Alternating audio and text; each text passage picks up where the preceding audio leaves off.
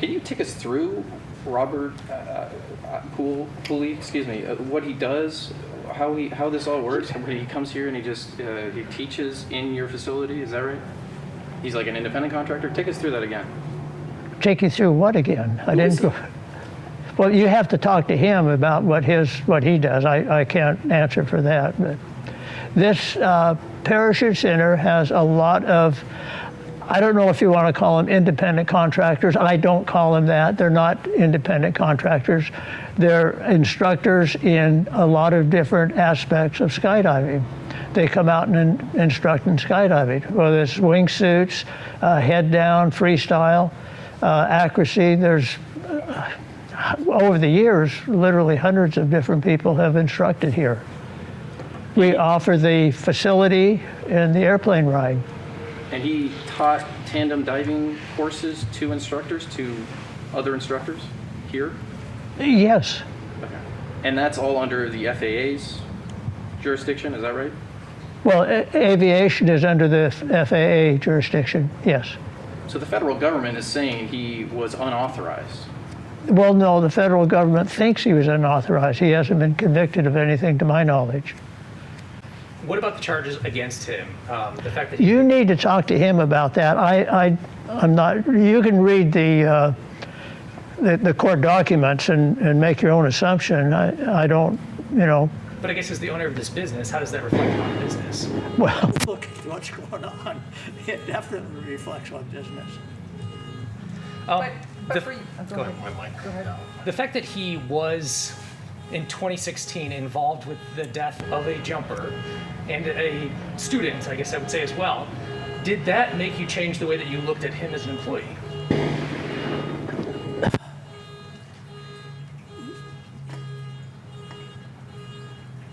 He's not an employee. Last year at Vail, there were 22 fatalities at the ski resort. In Utah, there were several fatalities of snowslides. In America, there were probably over 30,800 deaths on the highway. Yes, it was a tragedy. It was definitely a tragedy. It was an accident. Skydiving is a high-risk activity. Bill, there was a lawsuit recently. $40 million was ruled against you and your business. Do you believe that these charges against Mr. Pooley were found out in discovery during that lawsuit? I don't think so. There have been a number of situations and circumstances here, sadly, deaths that have occurred here. You run this operation. This is, again, you're saying he's an independent contractor, but in essence, another black eye for this operation, would you say, and your reaction to that assessment? Well, yeah, certainly it's a black eye, and it is in any drop zone where we have a fatality. I have known literally hundreds of skydivers that are dead now. There have been 20-some here. No two are exactly alike. No two are same experience level. None of them are related. Did they happen here? Yes. The same amount of accidents have happened in other places too. And I'm sure they get the same news media as I get here. Unfortunately, when we have a nice incident, nobody shows up. We call you guys and you're busy. But yeah, it's a very unfortunate situation. Accidents happen. I don't know how many fatalities there were, not this year because it's been pretty slow, but in Mount Everest, how many people have died going up and down that, but people still climb Mount Everest. There's a lot of high-risk activities. We had a fellow skydiver killed, I think it was last week in Nevada, just for no apparent reason. It was just simply an accident. And unfortunately, has nothing to do with here, but yet it made the news media. Accidents happen. Do you feel like you're under a microscope because of what's happening here? Well, look around. Yes, I certainly have. And honestly, The FAA has been very diligent about checking everything out. We're not hiding anything under the table. Everything's been wide open, and they've been fairly satisfied with what's going on and realize it's an accident. Skydiving is not, in the eyes of the FAA, there are three categories. There's an accident, an incident, and occurrence. Accident is the most serious thing. An occurrence is something that just happens occasionally, and there's not much anybody can do about it. And that's what the skydiving fatalities are classified under. Do they investigate them? Yes. Bill, obviously there's deaths at other drop zones, but what we don't see at other drop zones is multiple raids by federal agencies and a federal case against an instructor here. Why do you think that is? Why are you getting the attention of the federal government? I know there are lawsuits on the state level, but why the federal level here? This probably won't get out, and unfortunately most of the stuff I say doesn't get out, so I'm going to go ahead and say it anyway. The Turner family, the fellow that was killed here, his mother has a very intelligent mind. She has gone through everything to make life tough on me. I don't blame her. She certainly has the right to do that. But I have never, in the 20-some fatalities here, had anything like the wrath of that mother. And I understand her situation. Believe me, I understand it. But I didn't train him, didn't have anything to do with it. Other drop zones have told us the requirements here. I mean, I've talked to drop zones in Australia that have told me the reputation here is unlike anyone anywhere else in the world. Why? Why is there such a bad reputation here among skydivers? Well, I don't know if it's such a bad reputation as it is a reputation. If you read the unsealed document from the federal government, the latest thing, they are very adamant about the fact that people from all over the world come here. They come here for a lot of different reasons. One of them is we have a wide variety of aircraft. One of them we're open every day. Another, our jump prices are less expensive than in most other countries. Do we have a bad reputation? That's what people are doing in the sport. They're looking for the thrill. They want to do something that's high risk. Skydiving is a high risk activity. It might make it more risky in their mind. A lot of places have had drop zones, have had bad reputations, but people still go there. Are you saying that this is almost death-defying, like a badge of honor to come here and jump in the international community because of what's occurred here? No, that's not what I'm trying to say. What I said was people are after the excitement, the thrill of it. Climbing Mount Everest, jumping off a high dive, everything offers some risk. I don't know if the higher the risk, the greater the reward. That's an individual idea. But is there a risk involved in skydiving? Yes. Is there a risk involved in getting out on the freeway? Yes. People decide what level of risk they want to participate in. People jump out of an airplane knowing that it's a high-risk activity. The rig manufacturers have really bent over backwards and have made their equipment so safe, it's unbelievable. But yet there's a human factor, something that's totally out of control. A pilot chute wrapping up is something that happens occasionally, very rarely, but it does happen occasionally.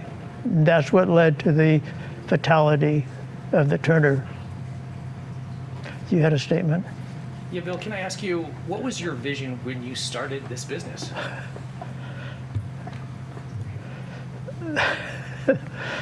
Well, it's somewhat related. When I first started jumping, it was very difficult to get a jump in. Either the airplane wasn't there, the pilot wasn't there, whatever. There was always something bad. And I wanted to jump so bad that I decided if I'm going to get the jumps in that I want to get in, I'm going to have to do this myself. And that's basically it. So I started jumping in '64. By '68, I had opened my first drop zone. And how would you characterize the relationship that you have with employees, which you said not an employee, like Pooley? How would you characterize that relationship if it's not an employee? Well, I don't know. What's your relationship with the young lady next to you? An acquaintance? But they obviously work here. Pardon? They obviously work here and are employed by the money that comes from it. Work is the wrong word to use. Work is the wrong word to use. They're entertaining themselves. It's not work. It's not work. Your job might be work, but what I do is not work. So you just host everybody here, right? Like you're just the center, and then Well, everybody else is a freelancer.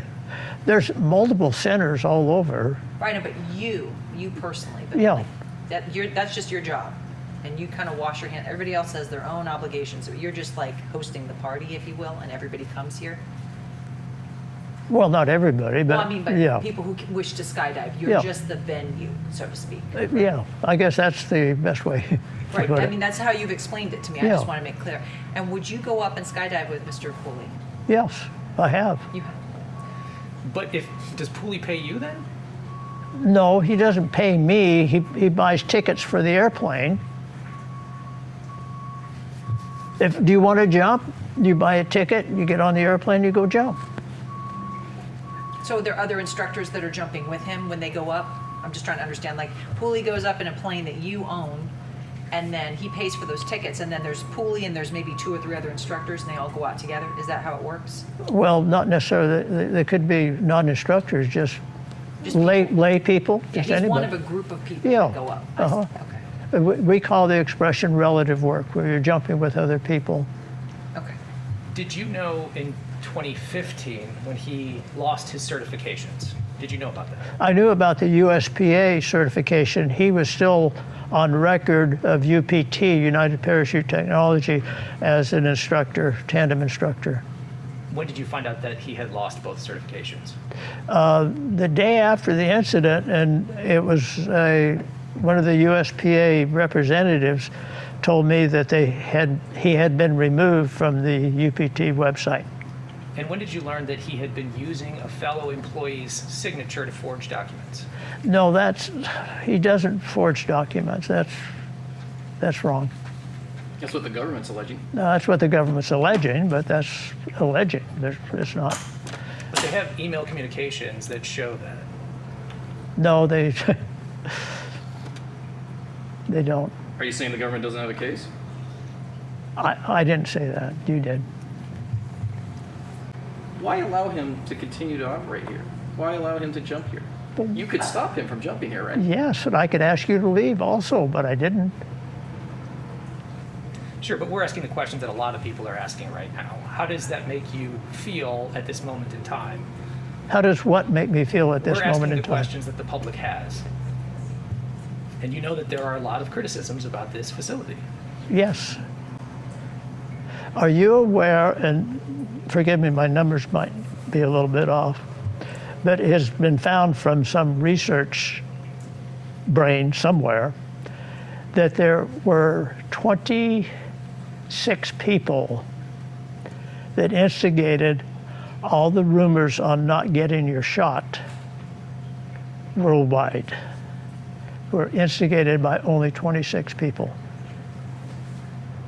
But yet there's literally billions of emails out there about not getting your shot.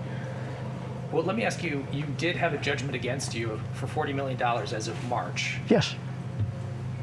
Do you think that they did not prove their case there? Well, if you read the trial transcripts, you'll find that the trial dealt with me being the owner, operator, or officer in a corporation located at the Lodi Airport. That's what the trial was. That's what I was found guilty of. But because the corporation didn't have the money after 5 years of the Turner attorney, very good attorney, Paul, very good attorney, tap dancing around the courtroom floor for 4 years and costed me thousands of dollars. So I just said we don't have an attorney. The Turner family has made no, they have not hidden their intention that they would like this place to be shut down. Oh, there's no question about Will that. that judgment make you insolvent at some point? What is what now? Will that judgment make you go out of business? I don't, I'm out of business. Look around. Do you have the $40 million to pay them? No, Do you plan on paying them? I don't. Well, as soon as I find 40 million, I'll be glad to give it to them. But I don't have 40 million. How is your business doing right now? Well, the plague didn't help very much, but no, we're not doing very well. Don't you think allowing Pooley to continue to operate here, that's probably not going to help business? Oh, I don't think it's going to make much difference. Where is he right now? I have no idea. Let me also ask you, there have been 22 deaths since 1981. Yes, you've said this is a high-risk event. This is a high-risk sport. Does that hit your conscience, though, that many people have died? Well, there's literally hundreds of my friends, acquaintance, people I know that have died in the sport, skydiving. Does it bother me? Yes. Is there anything I can do about someone opening their parachute too low? Is there something I can do about somebody flying out over the freeway? I can't do that. I can't be in everybody's pocket. Do you feel like it's high for a location, the number? I think one is too many.